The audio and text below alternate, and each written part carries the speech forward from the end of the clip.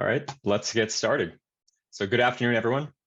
My name is Charles Fisher Post. I'm Associate Director in the Good Jobs Innovation Lab.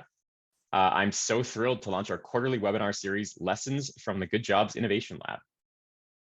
Pacific Community Ventures is a 501c3 nonprofit CDFI with deep roots in the early impact investing movement.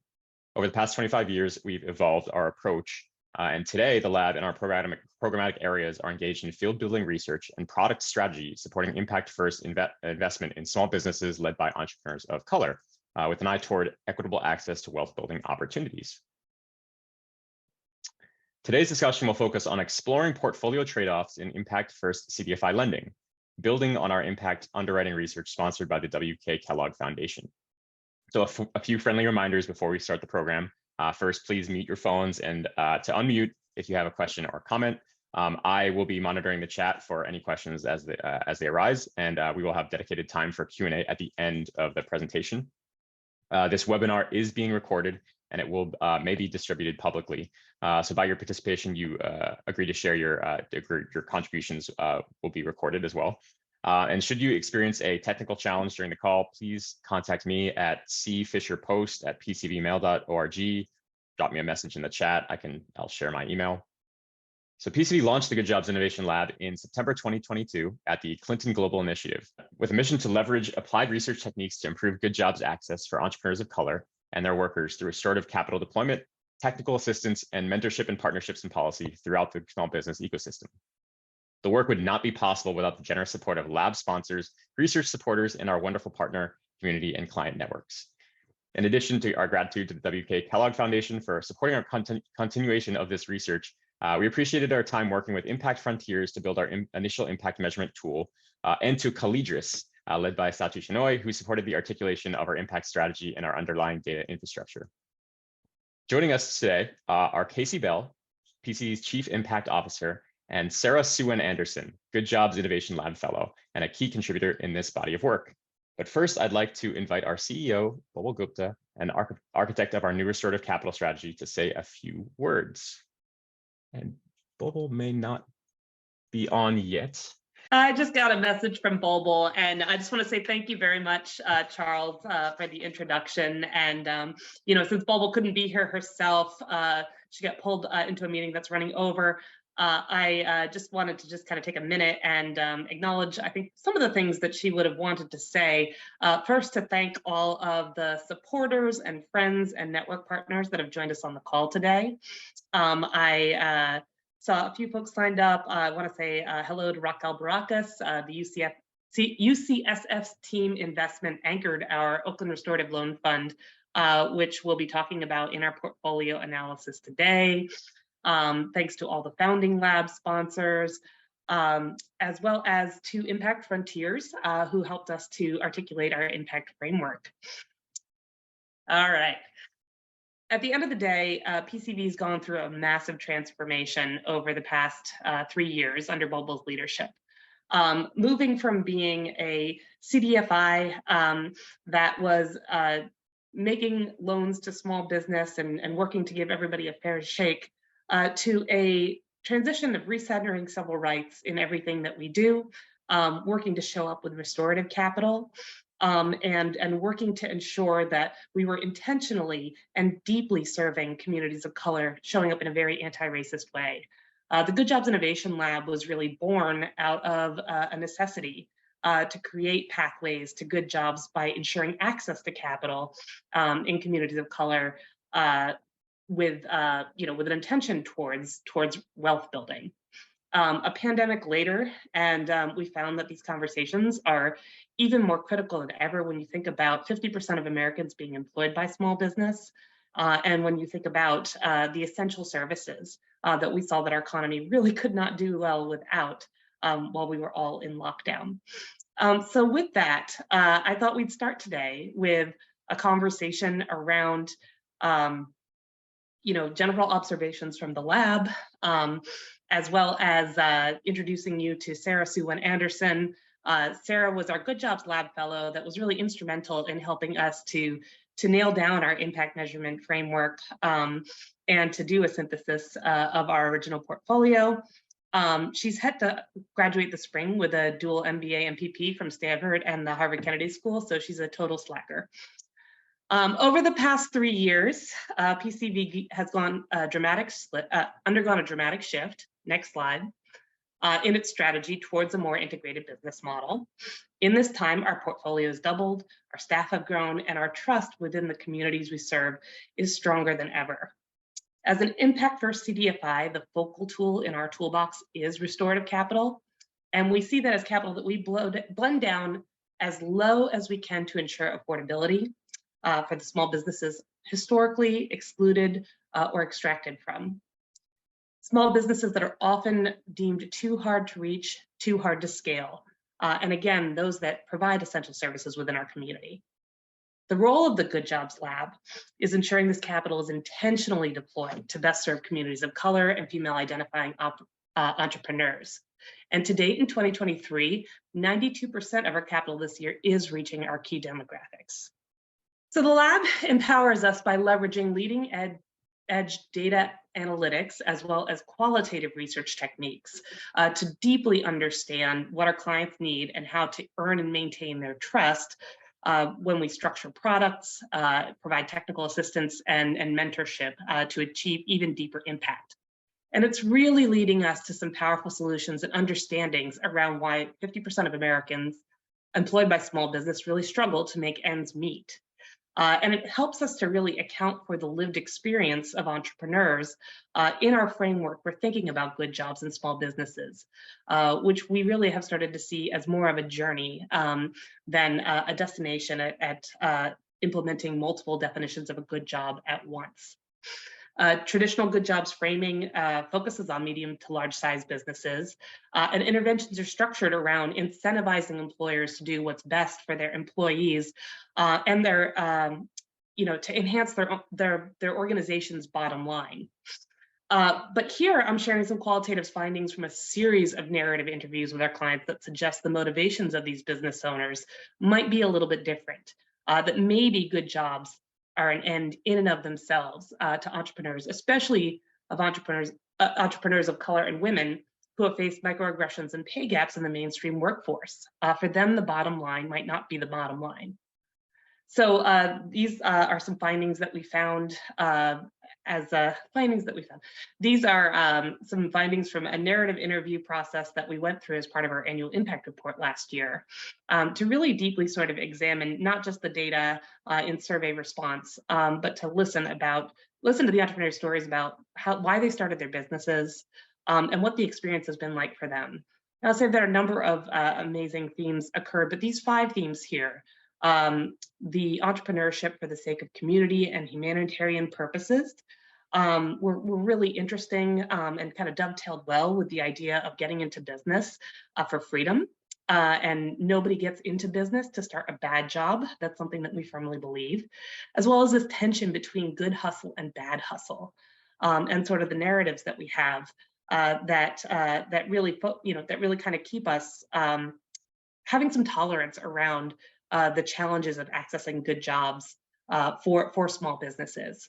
And we'll be further exploring some of the tensions around, these 2 different sort of sentiments that are arising in our analysis.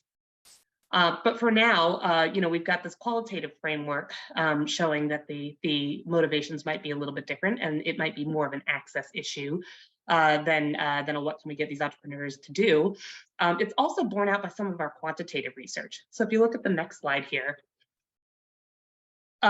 we've been recognizing, and this is from our portfolio over the past 9 years, that our women-led businesses were significantly more likely to employ a majority of women in their workforce.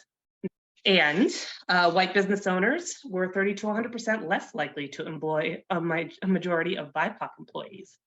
And this has really, led us to continue to be motivated by the idea that self-determination matters for achieving true equity outcomes. Bringing this all home, I'm going to cite a really key and keen observation from my colleague Matthew Ball at the Financial Health Network. Matthew posted this on LinkedIn a few days ago, and it really, really spoke to me. It was a story that has gone viral about a janitor who had retired and who had had to come back to work because of current economic conditions. And it was posted as a feel-good story about, the great philanthropy of the students that supported him in being able to retire and make ends meet. But Matt's point, I think, resonates very deeply. That it really is time to wrest toxic narratives around hustle culture. If you're making a meaningful contribution to society, you're not only worthy of charity of high schoolers. You've got to be worthy. You have to be worthy of a living wage retirement and health benefits. Said a little differently, the daycare provider caring for my son right now and allowing me to be here with you all today should have a good job. The home healthcare worker that supports our aging parents with dignity, they should also have a good job with dignity. And at the risk of sounding a little bit cheeky, the self-employed licensed clinical social worker providing mental health services to the home healthcare worker who is caring for our aging parents should also have a good job. So with that, I'm turning the line over to Sarah to discuss how we're evolving our portfolio impact measurement to achieve even deeper outcomes. Sarah? Great, thank you, Casey, and thank you, Charles, and just very grateful for the opportunity to have worked with PCV on developing this very cutting-edge impact rating. So just to introduce and set up the impact rating that PCV has been working on over the past year plus, there are really two main motivations for developing a way to measure loan level impact. The first was more about generating sector-wide insights to address some of the myths and wisdom around the potential financial impact return frontier and potential trade-offs between those two objectives. And the second was really more about PCV's internal strategy, understanding the precise impact of a small business loan, understanding the performance of its portfolio to date, and also informing forward-looking investment strategies like place-based investing, which we'll get into a bit. And so in the next slide, the research approach that we had was really to look at all of PCV's loans since 2013 in terms of financial performance or return on investment, and also impact with a newly developed impact rating tool to answer some of these questions on the left-hand side. So on the next slide, I'll just explain a little bit what this impact rating is looking like right now. It's spread across 4 dimensions that are closely aligned with PCV's theory of change.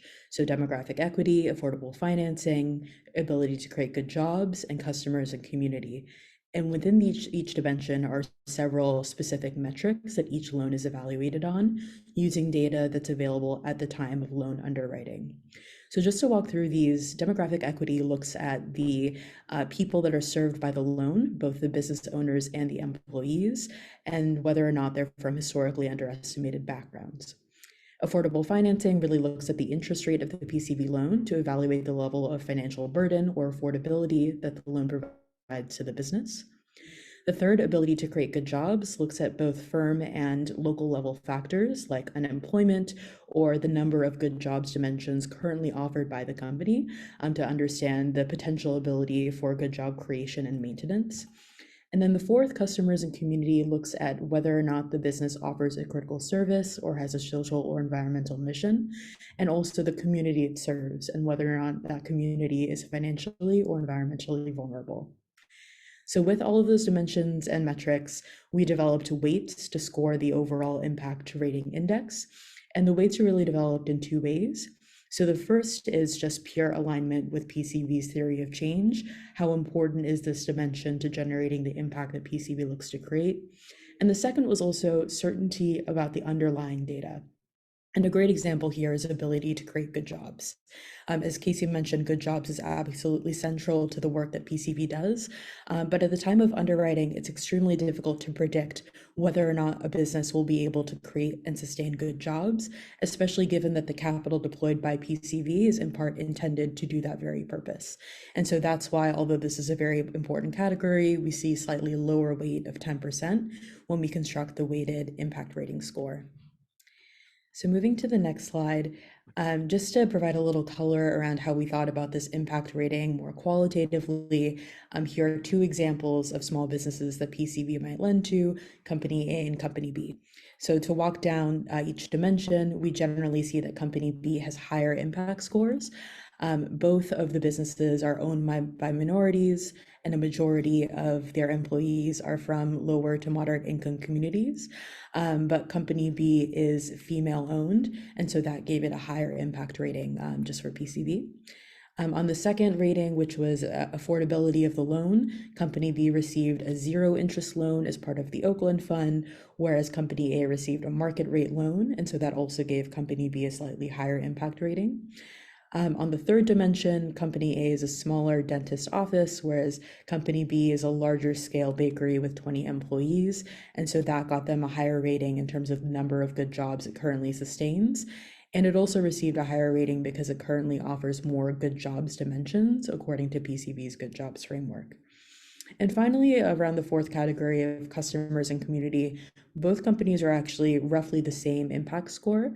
Company A offers a critical health-related service, but to a wealthier community, whereas Company B really serves a financially marginalized and environmentally vulnerable community. And so that's why those scores netted out about the same. And so we landed at about a 50% and 73% impact rating for each of those companies.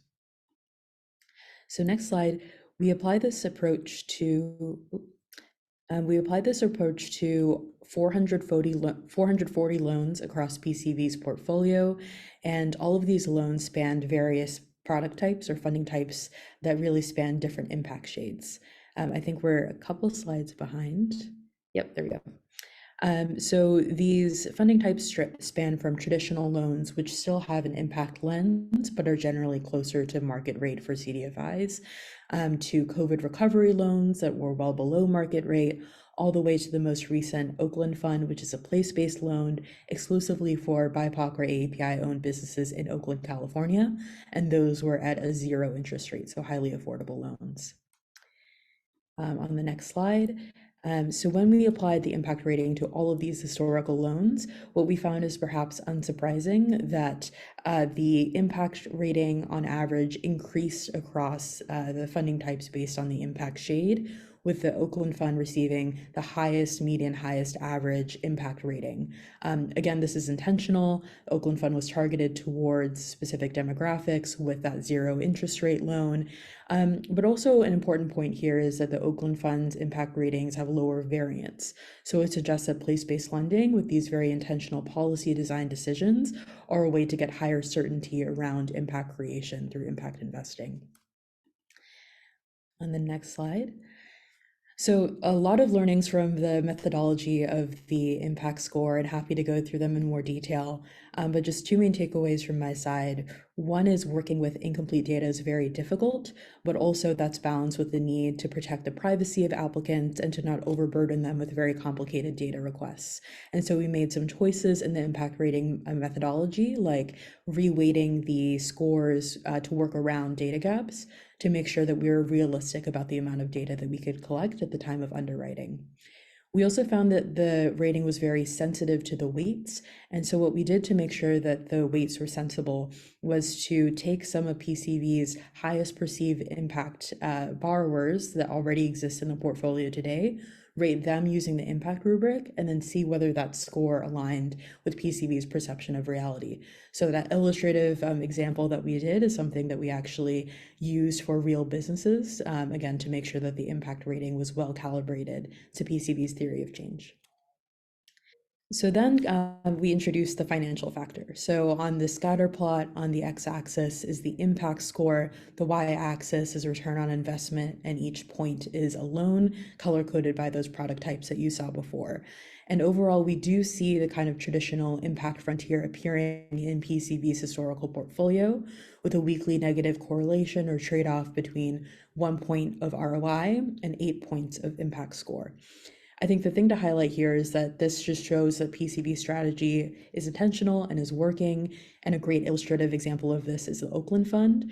Given that it has zero interest rate loans, of course, the ROI will be lower than a market rate loan, but that in itself is a form of impact. And so that is manifesting in this sort of scatter plot. On the next slide. And so just to drive home exactly how PCV is thinking about using this, not just from a research or intellectual perspective, these ROI calculations and impact score calculations really lend themselves to thresholds or targets, especially at the loan level. And so you might think, all right, if we're receiving incoming small business loan applications, let's enforce cutoffs. Let's say 0.05 negative ROI and a 30% impact score, and anything below that is not worth rating. So we actually did this kind of thought experiment with PCV's current portfolio. And what we found is by enforcing these cutoffs, yes, you get higher ROI across a portfolio. Yes, you get a higher impact score. But what that really means is actually decreasing the amount of affordable loan capital distributed by $1 million with 26 impacted businesses. And that is very, very, very real, tangible impact that is being left on the table. And so really the takeaway here is for CDFIs, using these measurements should be a more directional portfolio level strategy setting sort of insight that you can leverage, but should not be used as firm cutoffs without looking beyond at a specific loan, at the potential impact, including elements that can't be measured, just to be sensitive towards the particularities of small business lending. So I think that sums up the learnings from the impact rating exercise, and back to Casey for some more insights. Thank you very much, Sarah.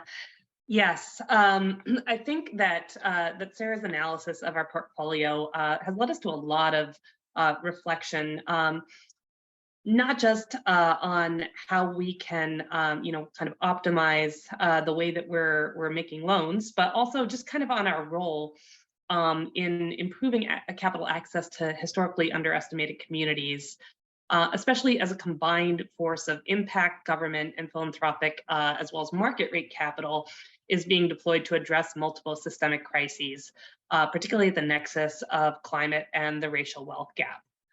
So this has led us to sort of an exploration of our additionality. We started our history as one of the nation's first impact investors. And over time, our evolution has led us to see the needs in our communities as slow and patient debt, to be able to grant access to channels to being able to grow your business and access growth capital. And as we more firmly centered that anti-racist mission, I think we really found our niche in some of the innovations that we have been doing in putting together place-based funds like the Oakland Fund that intentionally help us to not only deploy the capital, but to be really intentional in who we're building trust with, how helping our members of various communities in the Oakland area to see how the capital was built for them. And working really in a space that we want to make sure within the continuum of capital is consistently and thoroughly funded, so that we leave no impact behind. So, this is not to say that a CDFI who's focused on achieving deep impact cannot achieve scale. In fact, a balanced portfolio is going to offer a scalable return over a longer time frame. And to execute on this strategy, we need to see ourselves from that impact first point of view, where the intent additionality is achieving impact with capital preservation, not necessarily a full maximization of its leverage. To execute the strategy, CDFIs continue to need patient capital and growth capital. And to be viewed in the broader portfolio of capital that's being deployed to address these challenges, mitigating climate risk and risk posed by the racial wealth gap, for its moderate returns. At PCV, we're thinking about the implications for balancing our own portfolio as we sustain the capital, while again focusing heavily on deep impact through deep community partnerships in communities across California. So this really leads to kind of a thoughtful discussion around this continuum of capital that's available to CDFIs and other impact-first players, and how we ensure that we're not leveraging too far away from impact or leaving impact behind. I think that we sort of have a field-wide understanding that there are communities that face systemic challenges to leveraging low-cost or no-cost capital opportunities. This 2019 study, one of the few of its kind by Ginia Howell at the University of Illinois and James Elliott at Rice University, actually tells a pretty chilling evidence-based story. This story looked at counties across the country receiving FEMA disaster relief. And while the study came out in 2019, the time frame that they looked at was from 1999 to 2013. They had some decent racially disaggregated data to work with. And what it shows in a nutshell is that even when holding constant the level of wealth for white individuals and Black individuals within a given county, that one group, one cohort was actually able to receive the assistance and leverage it, but that the amount of assistance given within a given county actually served to increase the wealth gap between these two cohorts. So as we address critical systemic risks, and as we see pipelines as we see portfolios of funding emerging, especially at the federal level, I think it is, kind of critical to see the value add of the CDFI with an intentionally structured portfolio, deep community partnerships, and community trust that's going to play a critical role in ensuring that we don't swap one crisis for another. Next slide. I think that there is a lot that we can, that we can do to take a look at the climate crisis and the racial wealth gap objectively in terms of the scope of the challenge, the communities impacted, and the differences in the ways that we have to solution for these different problems. On the one hand, you have the climate crisis, which I think is an area where we are still investing in commercializable breakthrough technologies to guarantee our own survival, health, and well-being collectively. There's also a deployment side to this conversation, which we'll talk about in a bit. But on the one hand, the funds being directed in all its different, the capital being directed in all its different structures has an opportunity to really gain financial returns to scale. Because again, it is a technology that could be commercializable. So high risk, high return, it really fits sort of that traditional model of impact investing where, for decades we've been seeking to prove that you can have impact without sacrificing return. On the other side of this, we're trying to ensure through climate investment that we have air we can breathe, dry places to live, and food to eat. And given especially what we just saw in the FEMA example, we recognize that for everybody to equitably have access with the systemic challenges that have been holding back communities of color in the first place, like redlining, that has precluded them from wealth building, that intentionality and programmatic support can be achieved while preserving capital. That's going to be really essential to ensuring equitable realization of those benefits. So it really behooves us to think very, very closely about the continuum of capital, what's available, and the role of CDFIs in a broader portfolio.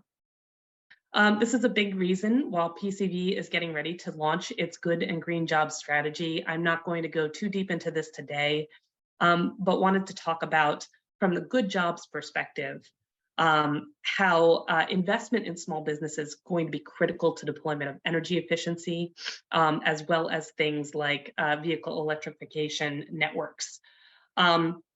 We have been talking a lot again about the technology investments. We have been looking a lot, and I'm talking about the collective we as a field, we've been looking a lot at investments in skilling workers so that we have a workforce ready to meet these needs. One of the areas that PCV is seeking to deeply focus, leveraging our deep community networks and trust, is the small business stabilization and empowerment to support BIPOC-led construction, home renovation, engineering, electrical firms. all of these small businesses that, are the ones that go into the house to fix when, fix something when it breaks, that, are subcontracted to by the utilities or the development associations or the affordable housing agencies to be able to install the measures. Because of their capital intensive nature of their business, the cyclical nature of the seasonal nature of their business, they traditionally have a hard time accessing financing, and thus may not even be seeking opportunities for it, and maybe missing out on some of like the opportunities to be able to take a part in this deployment. So we see a role for ourselves in recentering power with these small businesses to truly be the employers of the workforce of the future. And I'll leave that as a teaser for a future webinar at a later date. So what's next? We have a couple tweaks left to make to improve the impact rating. Sarah alluded to some of this earlier, just recalibrating a little bit with our mission alignment and the operational feasibility. Big thank you to the Wisdom Fund, who I think is on this call, Tamara, for some of the focused support that they've been given CDFIs to support their data infrastructure, to be able to ensure that that we're able to automate structures such as this, and to work to evaluate our portfolio on an ongoing basis. And again, we're still continuing to calibrate the additionality of the capital that we have.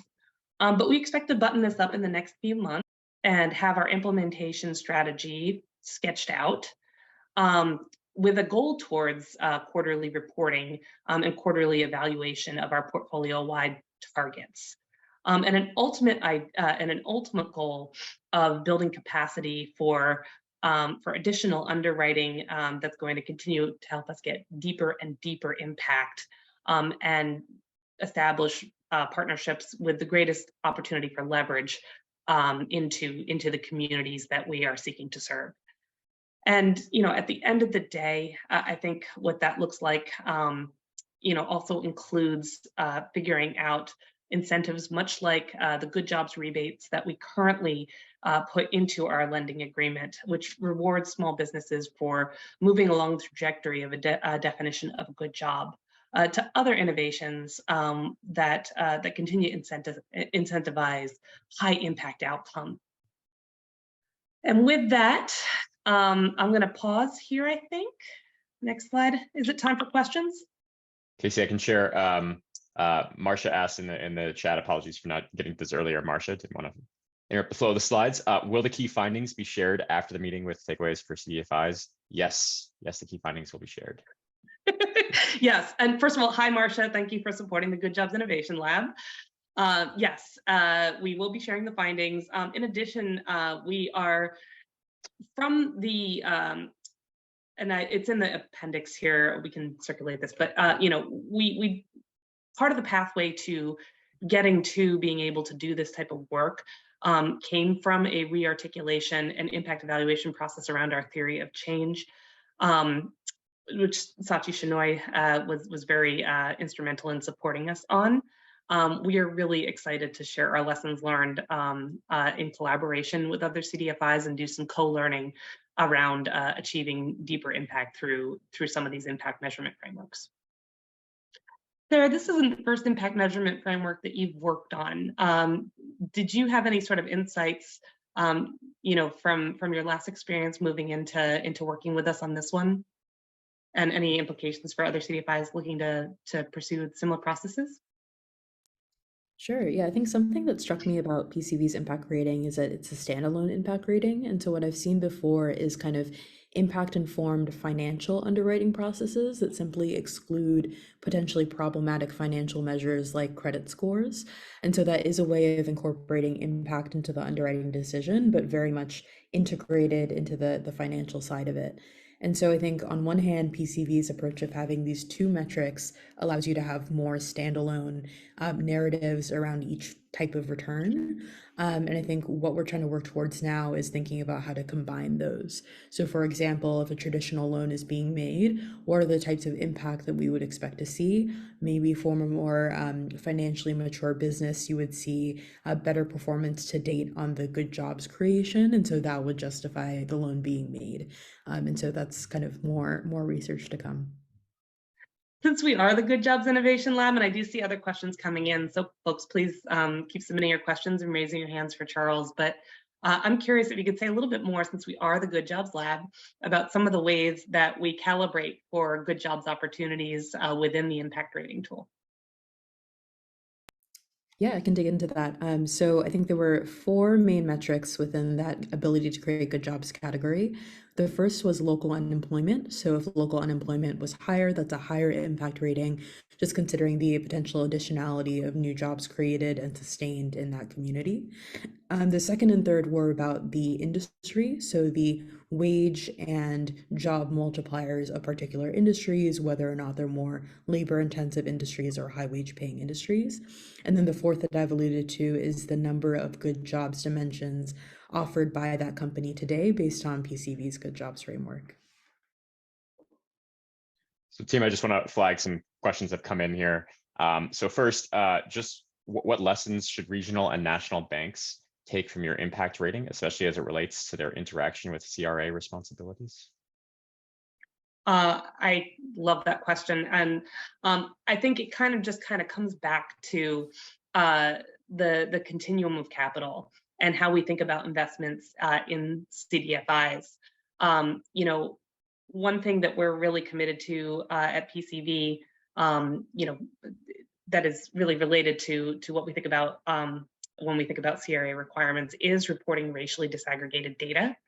And so from that perspective, as you know, you're looking to deepen the impact of investments, understanding, you know, when some of us are being like really highly accountable to intentionally driving impact in these communities, is a framework that I think we should be talking about more and more.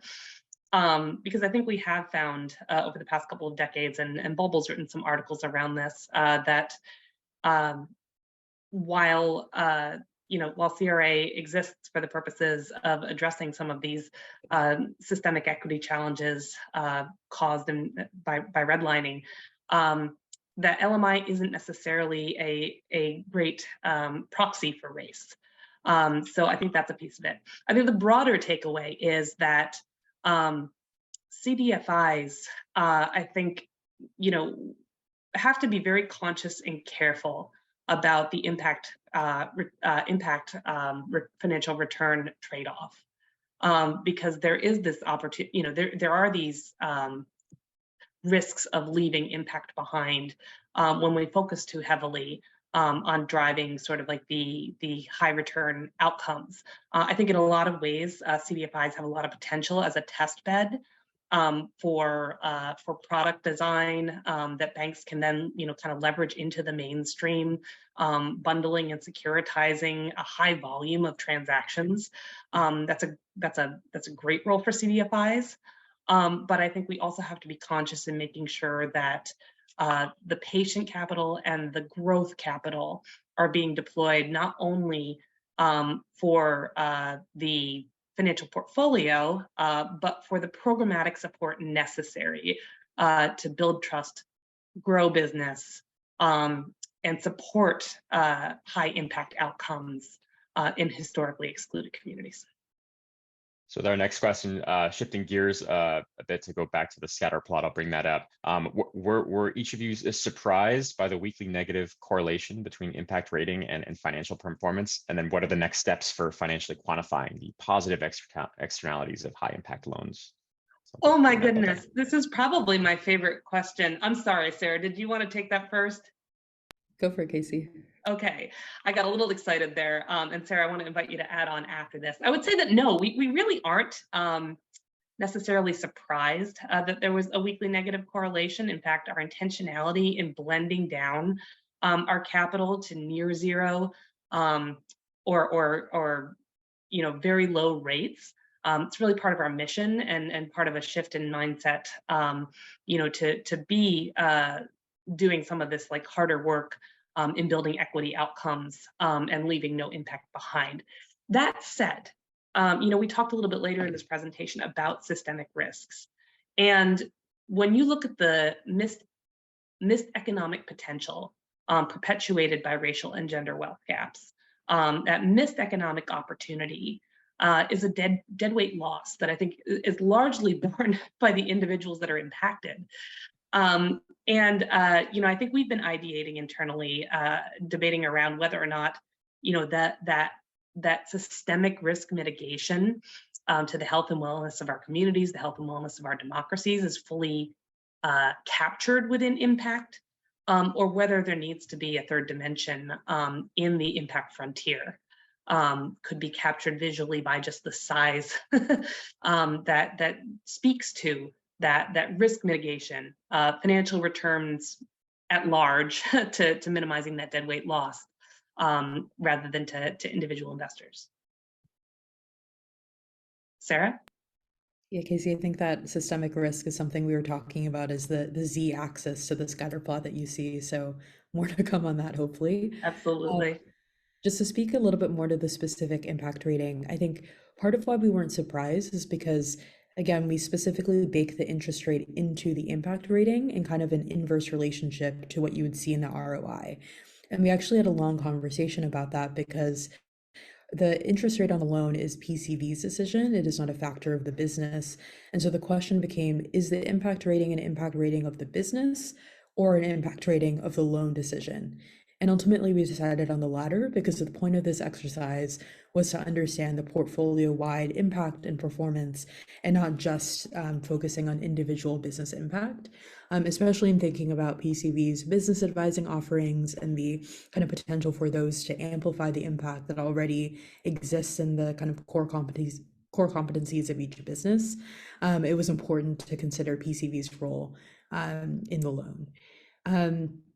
And then I think just to speak a little bit more about the additional refinements that are planned to this tool, right now the interest rate is the only measure in that category, but I think the team is looking at incorporating questions of, is this your first loan or have you previously been rejected from a traditional lender, just to capture a little bit more of that additionality aspect. Yeah, and I just want to add on, our new strategy is to preserve capital. Our goal is capital preservation. And we do need to have a balanced portfolio with some higher return loans to be able to achieve the deep impact that we want to have.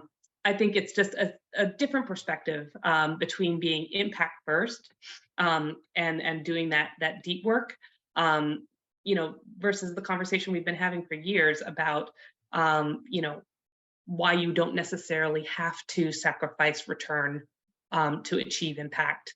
And I think that there is a need to kind of balance both needs. Like, one, scale is going to get us, to long-term viable solutions. This impact burst investing is a critical piece to like sort of leveling the playing field, so that when we get to scalable, scalable solutions that address systemic challenges like climate change, we're not doing it at the expense of deepening the wealth gap. So we have three more questions that are kind of specific to how it was that we calculated our scoring. And so first, I will throw this to you, Sarah, coming in from anonymous attendee. To shape the context of findings, how large is the current PTV portfolio, and then how large was our research pool? And so I'll go back to that. Sure. So this slide is just the current portfolio, which, as you can see, there's 367 loans at the time that we did this analysis that are still active. And then the full analysis that kind of informed that previous box plot was 440 loans since February 2013. Great. And for this one, I will go back to the scoring, how we did the weighting. This comes in from Aparna Aurora. Thank you so much for your question. So I understand you use gender as an axis of analyzing impact. Do you use any nuanced metrics here other than whether the business is owned or managed by a woman, man, non-binary person? Sure. So I think gender shows up in a few places in the impact rating. One is definitely the gender identity of the business owner. We also include the gender identity of the business's employees in the demographic equity category. So whether or not a majority of their employees identify as female. In the customers and community section, we do have a placeholder for social mission or critical service. So for example, if a business states that it has a focus on, women's rights or gender, that would factor positively into the impact score. And then somewhat orthogonally, we also do consider the sexuality and the LGBTQ identification of the business owner, but very open to more ideas if there are more metrics we could include. And then one more coming in from an anonymous source. Thank you for sharing the insights and framework. Curious to hear whether your assessment also accounted for the impacts of technical assistance and dev services. Yeah, I love that. So this rating is really designed for the time of underwriting. So in theory, the business is probably not likely to have gone through much technical assistance or development services yet.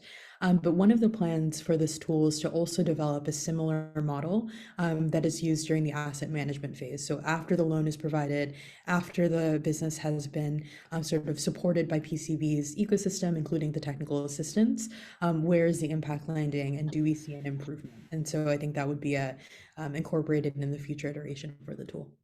Yeah, and I'll also mention as a part of this, I think, one of the things that we're launching in Q2 of this year is a lending readiness program with a focus on a cohort-driven approach to preparing the business to receive capital. And that's also sort of a programmatic framework that we're using to think about the engagement through the good and green jobs strategy that would really sort of serve not only as an onboarding point from origination and interest, but be followed through to that asset management period. So these are all part of like that next piece of calibration as we were thinking about and reflecting on what our offerings look like sort of as a result of this analysis. I'm curious, Sarah, if you wanted to say a word or two about the sensitivity of the weighting and the implications, because it's important to kind of look at subjectivity and objectivity, not only within the framework of impact management, but also within like the practice of underwriting itself. So what were some of the things that we found and you concluded from here? Yeah, great question. I think a risk here is kind of feeling the sense of, perhaps false precision or that there's a deep science behind this rating. That's not to say that we had as much rigor as possible in creating this rating, but ultimately these are still somewhat subjective measures, especially around the weights, just based on how PCV thinks about its own impact. And so one of the recommendations was to report these dimensions on a disaggregated basis. So although these weights kind of provide good heuristics for how PCV sees impact holistically, by unpacking the impact rating and seeing the individual dimensions of demographics, affordable financing, good jobs, and customers and community, we can be a little bit more precise as to assessing PCV's portfolio, maybe potential gaps or areas of improvement. And also in terms of the relationship with financing, I think I mentioned that example of traditional loans with potentially a higher ability to create good jobs, at least based on prior performance. And so those are the kind of insights that we want to see when we use these more disaggregated metrics. Maybe Casey, I'll turn a question back to you if we don't have any. If you could have a magic wand, forget operational feasibility or financial feasibility, I guess what is the next thing that you would want to accomplish with the impact rating? I think for me, this is very pragmatic, but beyond sort of setting the thresholds for our portfolio and the targets around that, I'd love to be able to leverage it to be able to calibrate directly attributable impact to some of the innovations that we introduce into our lending products and technical assistance delivery in terms of like building that intentionality out of achieving deep impact. So I think that's something that, yeah, that we could do more ideating around. And then, yeah, accounting for that third impact frontier, that Z axis that we've been talking about, I think is something that I'm definitely committed to digging into and excited to explore with others in the field. So if there aren't any other questions, I might just kind of take us through and mention that this is PCV's 25th anniversary year. We are anticipating a couple more installments of lessons from the lab, and just really excited to know that we'll be hosting events and are looking for folks to co-host with us and the entrepreneurs in your area. We know that we're going to be doing a mid-June event in Oakland with some of the clients in our portfolio. So excited to have some of you that are in the Bay Area come and join us and celebrate this incredible milestone. We have some great, opportunities coming up for clients in our portfolio to be recognized as Good Jobs Fellows for their outstanding achievement in creating good jobs opportunities within their business. As I said earlier, we've been really kind of thinking about the framing of access versus action when it comes to driving good jobs in the small business ecosystem, where we see a cliff between low-hanging fruit of having a fair and engaging workplace, doing living wage, and those harder to reach outcomes like building wealth through a retirement savings account and accessing health benefits. The Good Jobs Fellows we compensate them for their time working with us to just better understand the motivating factors that supported them on their journey to building out good jobs outcomes and as outliers in the portfolio. And then finally, as I mentioned, thank you again for joining. One more slide. Thank you again for joining us to be a part of this conversation today. We have a couple of upcoming topics. Our next installment will be in May. And we'll be talking throughout the year about some of our ongoing projects centering community voices in product design and service delivery, in good and green jobs, small business stabilization to support a just transition, and good jobs for climate workers, as well as good jobs journeys for entrepreneurs of color that we'll be sussing out through the Good Jobs Fellows and our annual impact report this year. So with that, on behalf of the team here at PCV, Charles, and thank you to Sarah, I appreciate everybody's time. I encourage you all to reach out directly with any questions that you may have from this conversation, and just excited to continue to work and be on this journey with all of you. So thank you very much for your time. Thank you very much for your support.